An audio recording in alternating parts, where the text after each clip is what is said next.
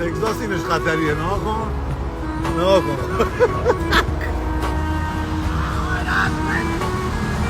با این جر و بحث بکنی همینو میکشه میزنه خوار آدمو میگاد دیگه. همینقدر خطرناکه. اینی گفتم تفنگ رو نشون بده. من تو خونه خودم 50 تا تفنگ دارم. این نگه تفنگ من نمیارم. من اعصابم ضعیفم. روی خودم نمیارم. خواهی نهاریم بزنیم هیچی بده. اینا میزنی وقت تگزاس زندگی میکنین بوق میزنن فلان میکنن. اینا تفنگ در میارن خیلی راحت میزنن. یعنی میزنه بعد زنگ میزنه به وکیلش که آقا من یکی رو شوت کردم. یکی رو شوت یعنی تفنگ تیر زدم. تیر زدن میشه شوت کردن.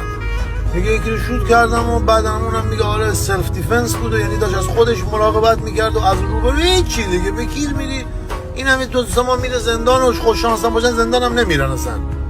آره اصلا داداش امروز نمیدونم چرا فقط دارم اینو میگم. فقط سر جلو زندگی راحت شیشه بالا هیچ انرژی نه تو میاد نه بیرون. آره چند رفیقای آس برای خودت نگه دار با اونا صحبت بکن دلتو خوش بکن. الکی هم دلتو خوش میکنن دوستشون داشته باش. کی بهتر از این جگری من؟